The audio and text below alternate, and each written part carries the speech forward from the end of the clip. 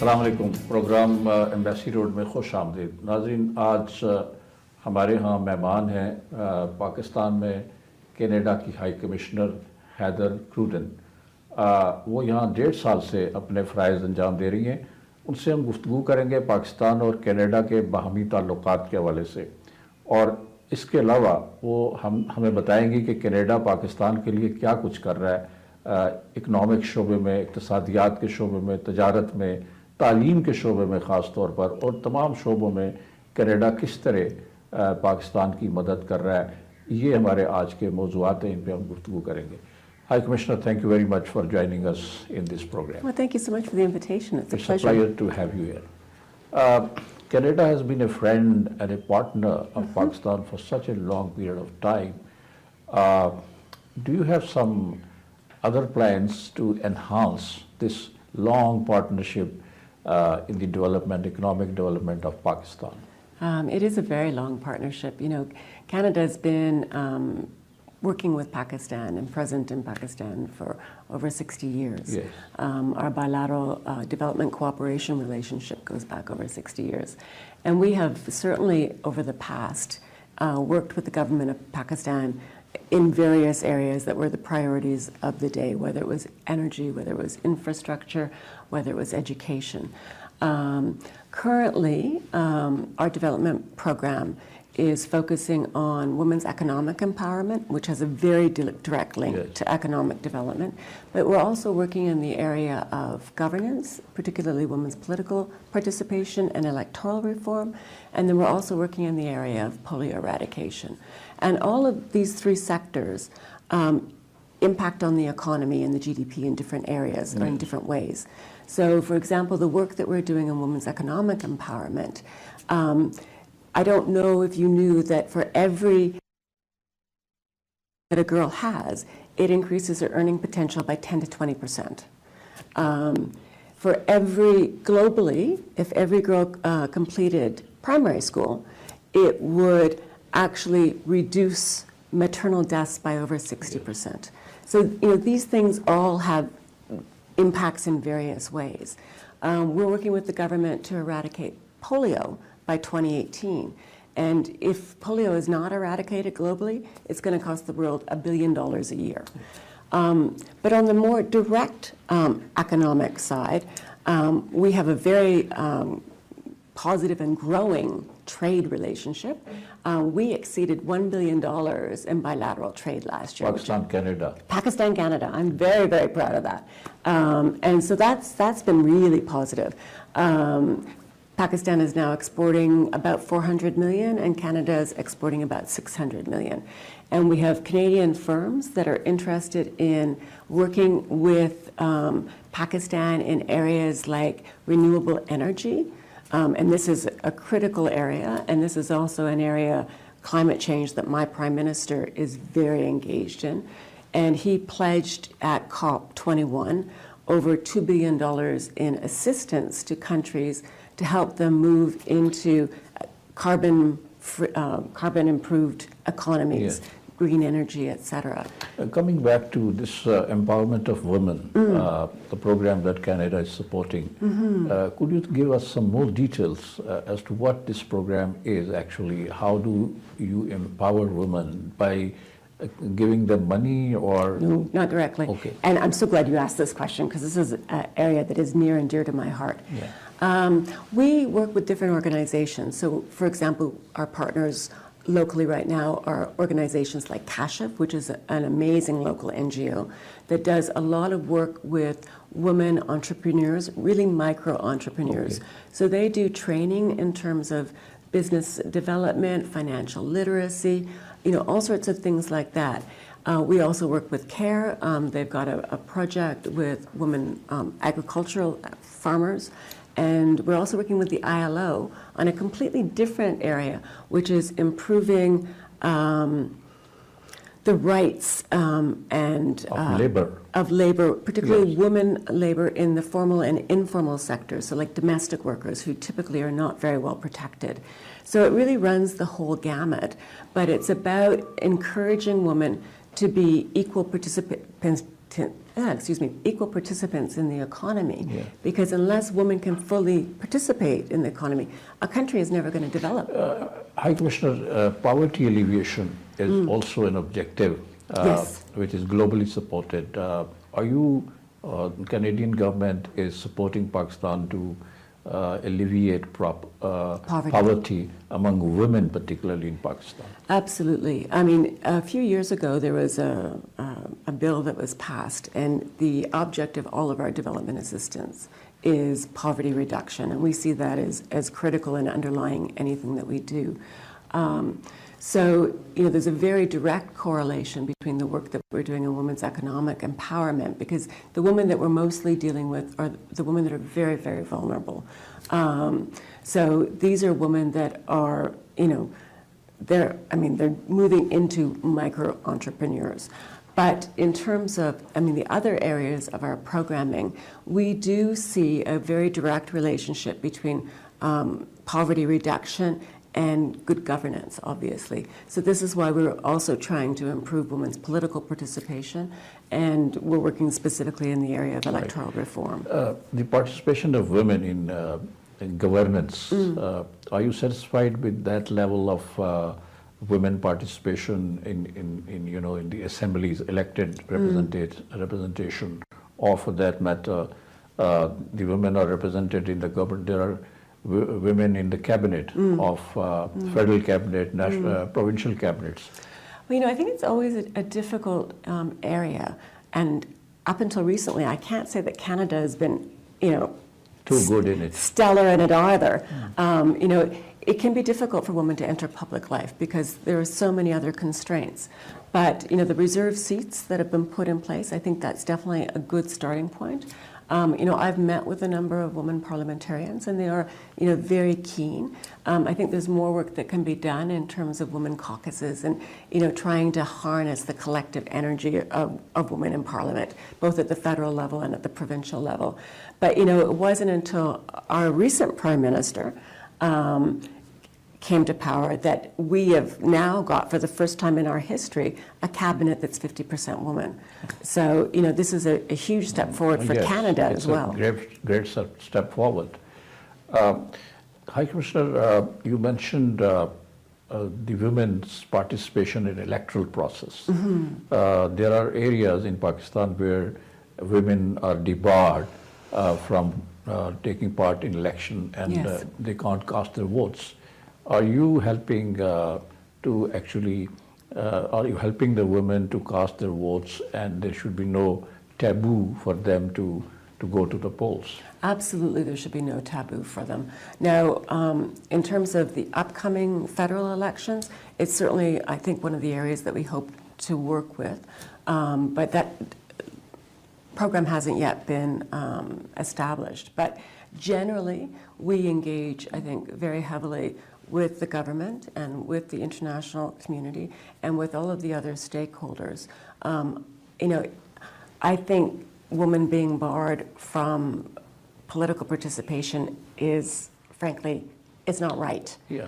Women have a voice. It's a violation of the Constitution of Pakistan. It's a violation of your Constitution. Yes. And every citizen of Pakistan has the right to vote, or should have the right to vote. That should not be withheld from anybody. We are all, I'm not an equal citizen of Pakistan, I'm an equal citizen of Canada, but all citizens have the right to express their opinions at the polls. Are you helping the Election Commission of Pakistan, for instance, to convince women and to make it easier for the women of Pakistan to go to the polling stations and cast their votes? As I said, our program for the next set of elections isn't defined yet, but certainly in the last set of elections, we worked very closely with the Election Commission, and I do hope we'll be able to do that in the future.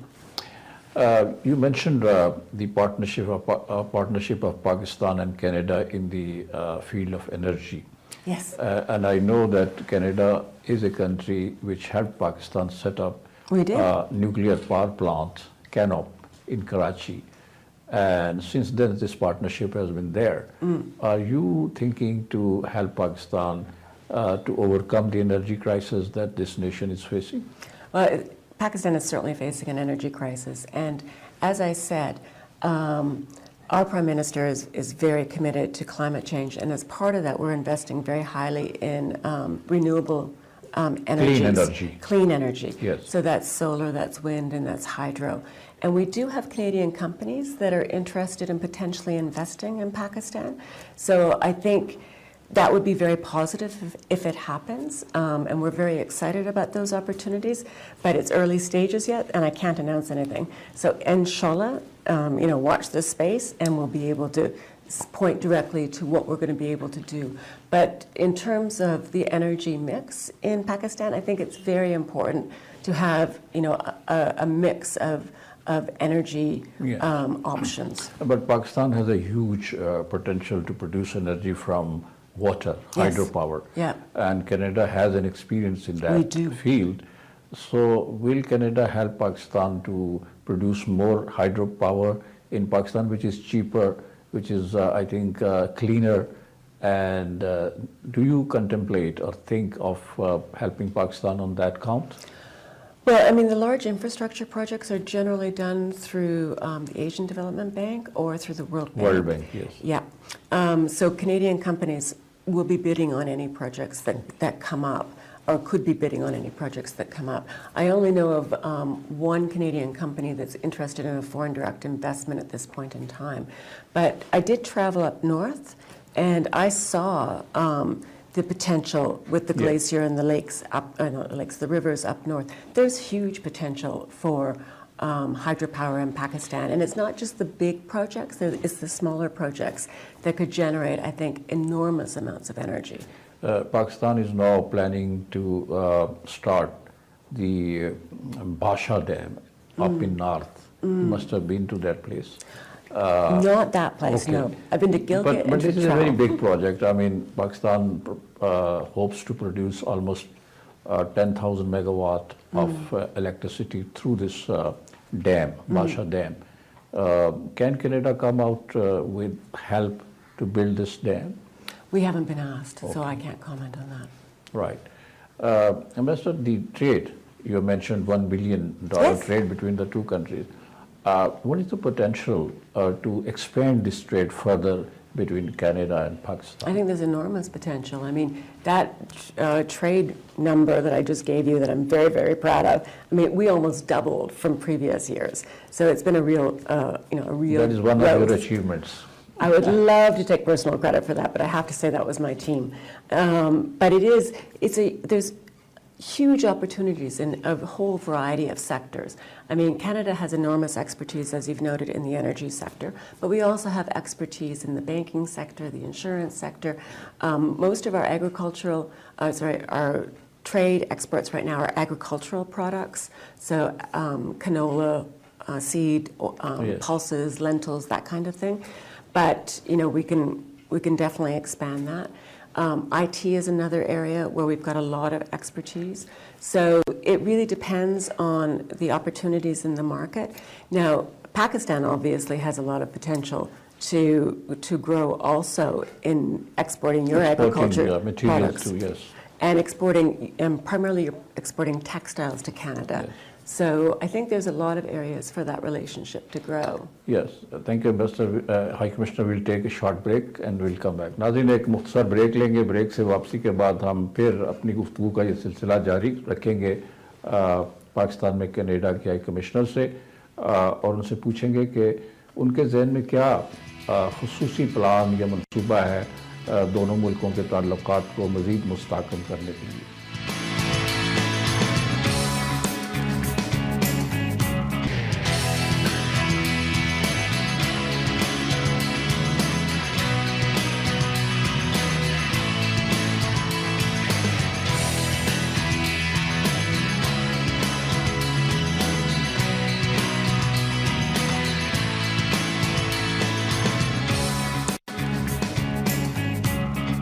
Welcome back. हम बात कर रहे हैं पाकिस्तान में Canada की high commissioner से. वो मैं बता रही है कि कनाडा और पाकिस्तान में ताल्लुकात किस तरह मजबूत और मुस्तहकम हो रहे हैं और वो बता रही हैं कि क्या क्या हम कर सकते हैं दोनों ममालिक के ताल्लुकात को बेहतर बनाने के लिए. High commissioner, do you have a specific plan? I mean, as High Commissioner, of Canada in Pakistan. You have spent almost a year and a half. I do. So you must have studied the needs, economic country. So do you have something specific in your mind? Well, that's a very broad question. Yes, I've been here for almost a year and a half. I can't believe how fast the time has gone. Every year we go through a strategic planning process, and actually I've almost finished it for the next year, and I've got to write up what we accomplished in the last year. So my focus is really on the multifaceted relationship that Canada has with Pakistan. And I've talked a little bit about the development cooperation relationship, which is very robust. I didn't mention, however, that we have just approved 2 new projects for polio eradication worth $40 million. For Pakistan specifically, worth $40 million. So our polio eradication support right now is worth $60 million. Over the last decade, we have provided over $300 million in humanitarian and reconstruction assistance, particularly to the earthquake and from areas in Azad Kashmir and KPK. Exactly. Yeah. So in terms of my priorities moving forward, I obviously want to continue to build on the development cooperation relationship. My priorities in terms of areas that I am specifically interested in are very much along the lines of Canadian values. So that is human rights generally, women's rights specifically. That's an area that's very near and dear to my heart. Religious freedom, pluralism, good governance. So those are the policy areas that I follow very closely. We also have a very, it's a small, but it's important, military-to-military relationship. I have a defense attaché that's here. We have a very large immigration program. I mean, the number of visa applications that the immigration section processes is unreal. It's huge. Yes. We have, a consular program. There's a number of Canadian-Pakistan dual nationals, Canadian Pakistanis that reside in Pakistan.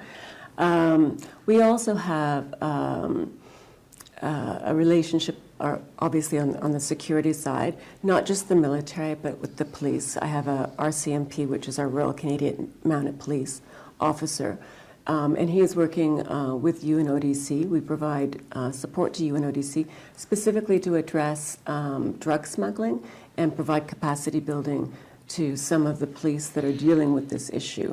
So it's, as I said, it's a very, and I forgot the trade relationship. How could I forget that?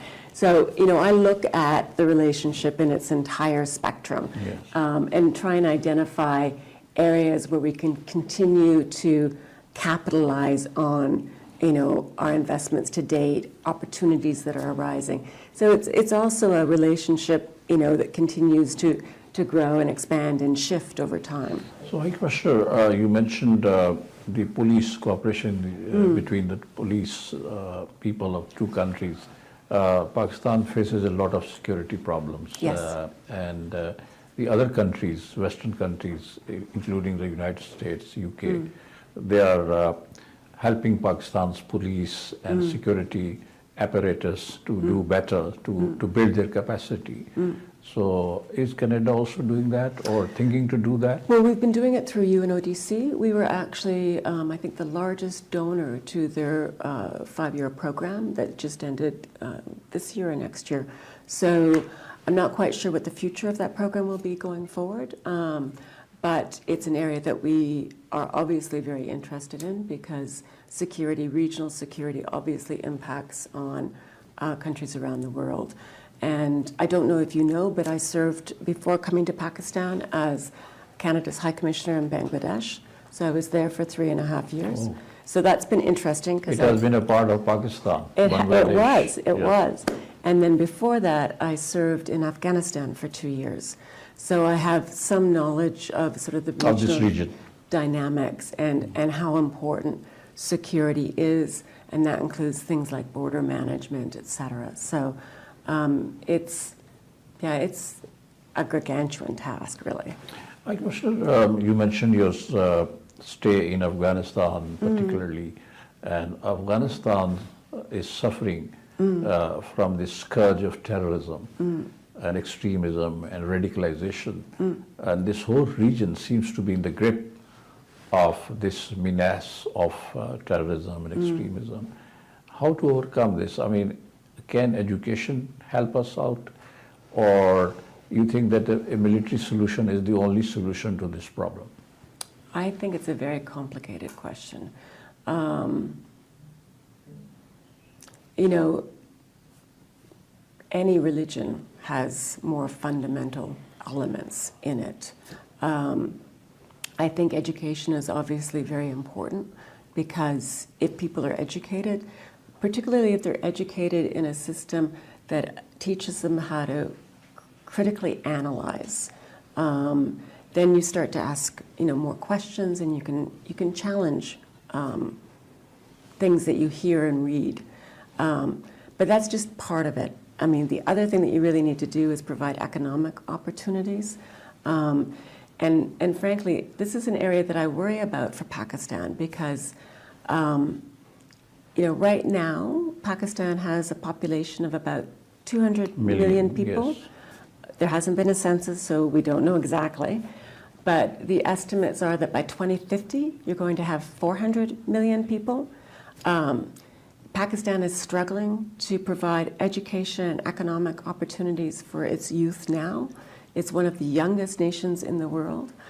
By 2050, if those predictions come to pass, it's going to be far more, I would say, challenging and problematic to provide educational and economic opportunities to an even larger... Huge mass of young people. Exactly. But High Commissioner, coming to education, the people of Pakistan, the youngsters, they go to Canada for education. They do. Yes. And you think that the Canadian government or the Canadian society is receptive to foreign students, especially Pakistanis? Oh, absolutely.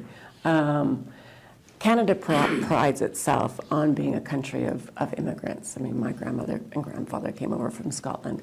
I think right now Pakistan is the 6th largest source country of immigrants to Canada. Yes. We have immigrants from all over the world. I mean, our diaspora, I mean, this is why we, you know, Canada belongs to so many different organizations, whether it's the Commonwealth, the Francophonie, and, you know, all of these different organizations, because we are trying to respond to the needs of our citizens. And, you know, I think my Prime Minister has said it very well. Canada promotes values of tolerism and pluralism. And Canada has succeeded because of our diversity, not in spite of our diversity. And so part of that is helping to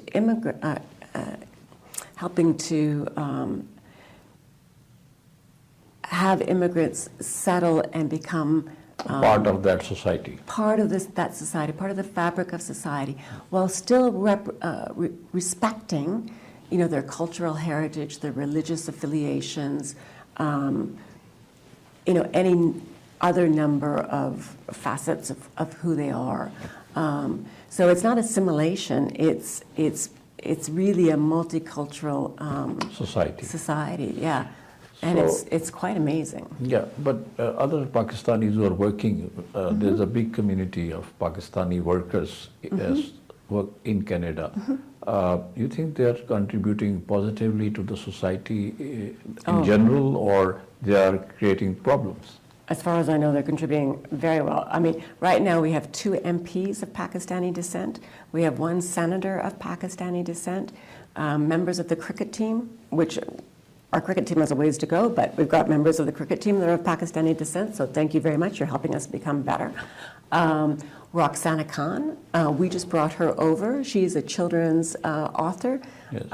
She came over on a Canada Council grant. She was fantastic. She's writing all of these stories for children and helping children in Canada understand, you know, what it's like to grow up someplace else. Charmaine Ombay Chinoy. She produces wonderful films. Wonderful films. And has won accolades. Yes, and I had the privilege of showing her recent film, the one that just won the Academy Award, Girl in the River. talking about honor killings. It's incredibly powerful. So all of these Canadians in different walks of life, and of course we've got so many Pakistani Canadians that are engaged in business opportunities, that Pakistani students that are going to study in Canada, and we promote Canada as an education destination. Yes. So, yeah, but High Commissioner, there has been a constant struggle to basically bridge the gap between the thinking of the Western societies, Western people, and those of the Islamic countries. But it seems that that divergence still exists, and at times one feels that it is widening. The incident of terrorism that took place in Paris and then in Belgium and elsewhere, do you think they indicate that there is a need to promote better understanding of Islam in those countries? I think there's a need, quite frankly, to have a debate within Islam about what Islam means, or what it means to be a Muslim. I'm not a Muslim, so I can't really comment on that. Obviously, I grew up in the Christian tradition, Yes. although, you know, I'm very secular. But there was a debate in the Christian religion a couple of hundred years ago about what that meant and the relationship between church and state. And so, you know, our countries have gone through various periods of engaging the church in different ways. I think, you know, the form of Islam that is leading to these kinds of attacks has nothing to do with what Islam really means. So if people are doing this in the name of Islam, it is the Muslims themselves that need to have this conversation about what does it mean and why is this happening, and why is there a resurgence of more fundamentalist or conservative elements at the very extreme end. Now, you've got that in any religion. I mean, you've got it in Christianity, which extremists are there everywhere. Exactly. There was a book written by Mr. Huntington, Samuel Huntington, The Clash of Civilization. Do you believe that there is going to be, or there is a clash between the West and the East, or between the West and the Islamic world? This is a clash of ideas and cultural values and religious values. I think you have to ask whose religion you're talking about, because I haven't read the book, so I'm not really in a position to comment on it. But, you know, from a very generalized perspective, I don't think the West is clashing with Islam as how the more moderate practitioners of Islam see Islam. I think what the West is concerned about are these far more radicalized elements that say, if I disagree with you, I'm going to kill you. You know, that's not part of any religion, or it shouldn't be. Yes. There has to be a space for constructive disagreement. And there has to be a space to respect other people's beliefs. Just because I don't believe in... There has to be an accommodation for all kinds of ideologies and tolerance. Exactly. Ambassador, your new Prime Minister, Yes. young, dynamic Prime Minister, he has taken a few steps, you know, to actually build harmony of thoughts among various religious groups, and he's taking more steps. So how do you look at these steps? Well, I mean, I think our Prime Minister, he's very popular. You'll have to tell me why he's so popular, but did you know, I just learned this the other day, he's now had 2 million followers on Facebook, or likes on Facebook. Yes. The 7th city that likes him the most is Karachi. Great. So somebody's going to have to tell me why he's so popular in Pakistan. Yes. But certainly he is engaging on a number of different issues.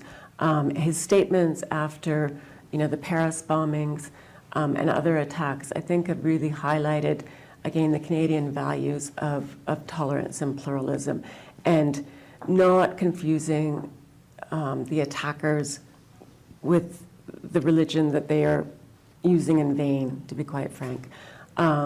He's also engaging, as I said, on climate change. He's got a lot of other issues that he's dealing with domestically, like infrastructure. So he's got a lot on his plate, but he certainly is got people's attention, and I think in a very positive way for Canada, obviously. Thank you, High Commissioner. We'll take another short break and then we'll come back. नाज़रीन, एक मुख्तसर break लेते हैं. Break से वापसी के बाद हम फिर अपना ये प्रोग्राम दोबारा इसका आगाज़ करेंगे और मज़ीद गुफ्तगू करेंगे पाकिस्तान में कनाडा के हाई कमिश्नर से, पाकिस्तान और कनाडा के ताल्लुकात को मज़ीद बेहतर बनाने के लिए.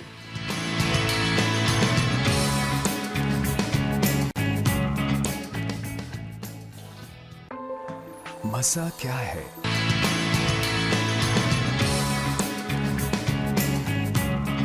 Welcome back. हम बात कर रहे हैं पाकिस्तान में कनाडा के हाई कमिश्नर से. Do you have, high commissioner, specific agenda for Pakistan as long as you are here as High Commissioner? You want to contribute something which should be remembered in the days to come, in the months and years to come? I guess if I would want it to be remembered for anything, I think it would be the engagement and support I'm providing for women's rights generally. I think this is a core issue. If women are not able to be full and productive members of a society, if they don't have their political rights, if they don't have access to education, if they're not protected under the law, like domestic violence, honor attacks, honor killings, asset attacks, then they can't contribute to the country, right? They can't fully express their potential. So anything that I can do in that area, and any results that I might have, that would be the one thing I want to be remembered for. Okay. And in this area, which you have just mentioned, you have some specific plans, I mean, to eradicate domestic violence from Pakistan, torture to which the women are subjected in this country, domestic violence, and the acid attacks, etc.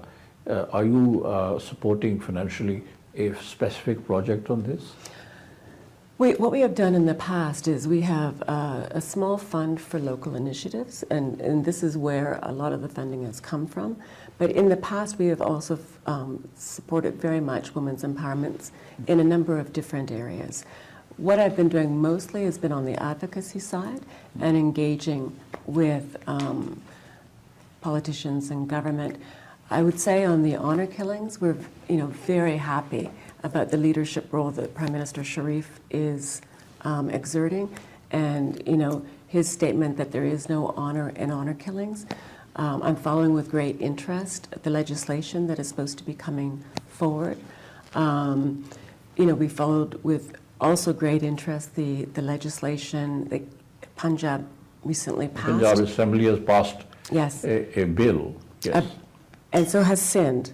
But the debate that has then started between some of the religious leaders. Some religious groups have rejected it, and they have their own reservations about it. Exactly. And so trying to figure out how we can positively engage. I'm very conscious that while I'm a woman, I'm also a white woman.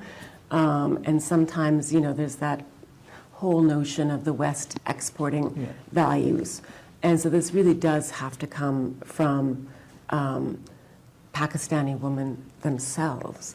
But anything that I can do personally to assist, that's what I'm a lot of NGOs are working for the empowerment of women. They are local NGOs, yes. So you are in partnership with them. We have been in the past. As I said, we've got this local fund that runs every year, and then NGOs can apply.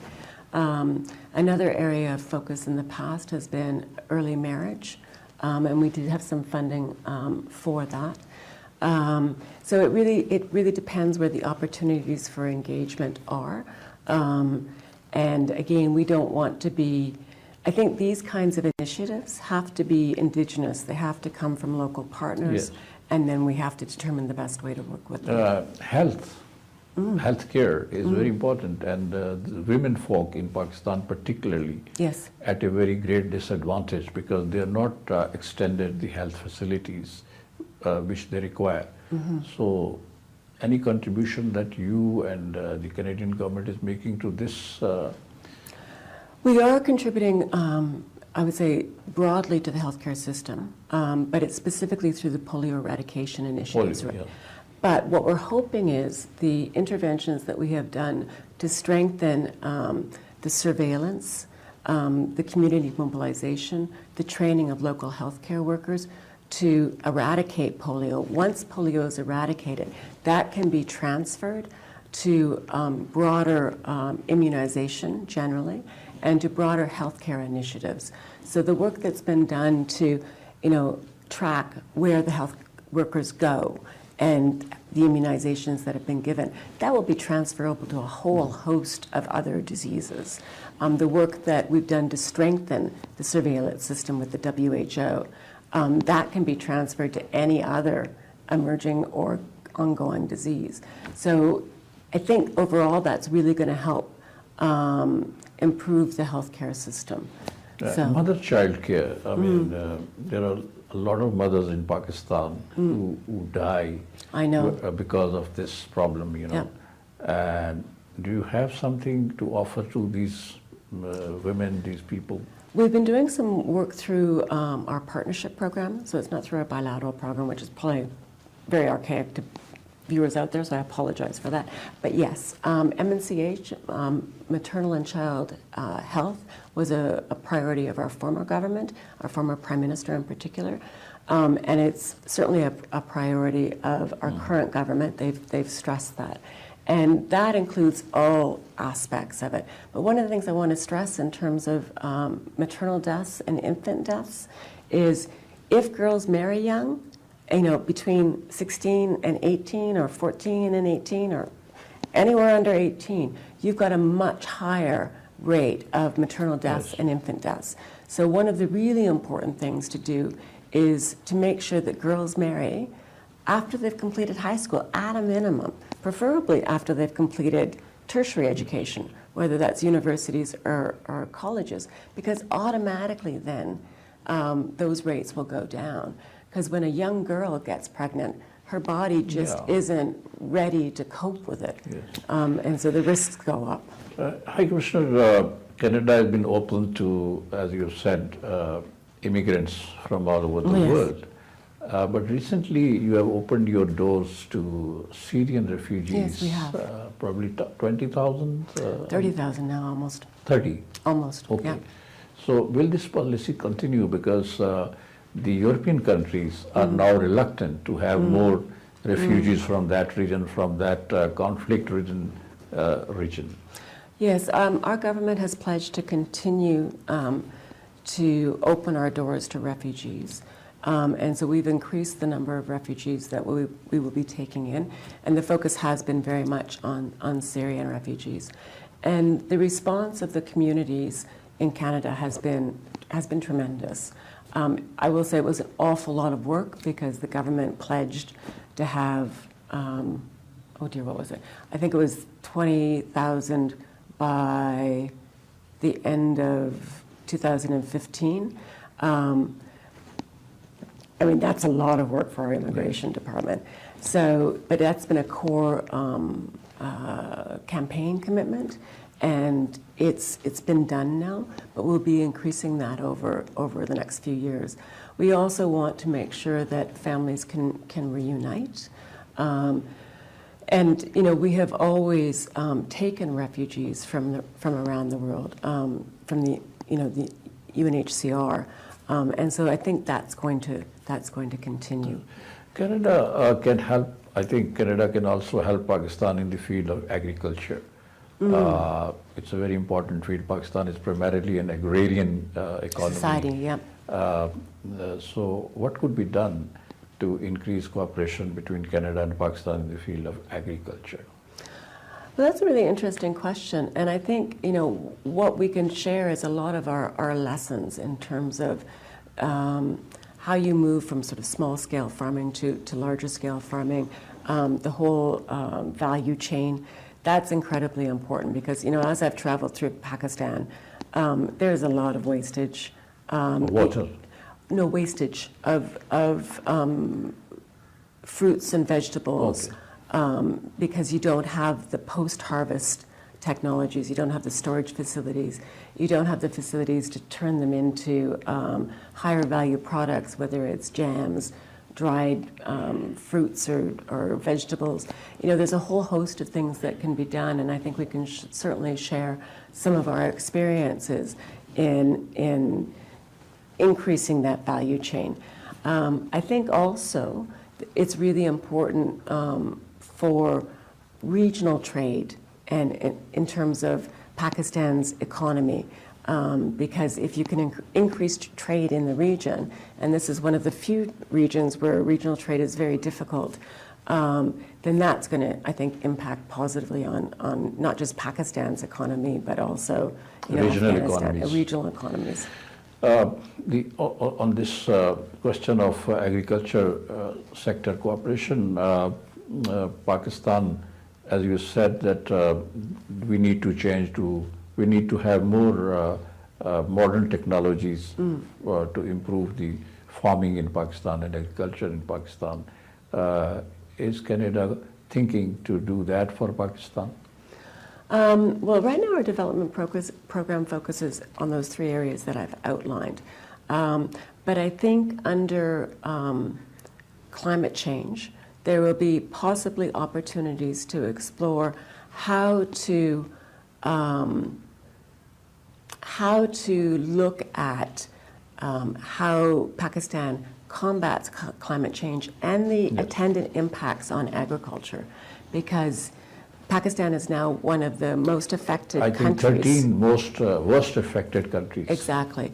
And that's going to impact on your agricultural production. Yes. And so it's going to be necessary to engage in research and innovation. And certainly IDRC, which is our International Research Development Council, this is an area that they are focusing on in Pakistan. So it's part of the government of Canada as well. So it is an area that we're already engaging on. And then through the funding that's been announced by our Prime Minister, there could be opportunities for Pakistan to benefit from that. Thank you, High Commissioner, for this informing and very enlightening conversation. नाज़रीन, आपने आज के इस programme में पाकिस्तान में Canada की high commissioner Haider क्रूडन की गुफ्तगू सुनी, और उन्होंने हमें बताया कि पाकिस्तान और कनाडा के दरमियान ताल्लुकात ताउन पर मबनी हैं, तालीम के शोबे में और तवानाई के शोबे में, और मुख्तलिफ शोबों में पाकिस्तान और कनाडा के ताल्लुकात ताउन और एक दूसरे का हाथ बटाने के कॉन्सेप्ट या तस्वर पर मबनी है। उन्होंने बताया कि पाकिस्तान और कनाडा की जो तजारत है वो $1 अरब तक हो चुकी है और इसमें मज़ीद तोसी की गुंजाइश है। उन्होंने वो तमाम मंसूबे भी बयान किए जिनमें पाकिस्तान को कनाडा मदद कर रहा है ख़वातीन को बाख्तियार बनने के लिए, उनके तालीम के लिए, उनकी सेहत के लिए, और उन्होंने अपना मज़ीद जो प्लान्स हैं, जो मज़ीद मंसूबे हैं पाकिस्तान को मदद देने के, उनके ऊपर बात की है। इसी के साथ ये प्रोग्राम ख़त्म होता है। जावेद सिद्दीक को इजाज़त दीजिए। खुदा हाफिज़। Thank you, High Commissioner. It's a pleasure to talk to you. Thank you very much.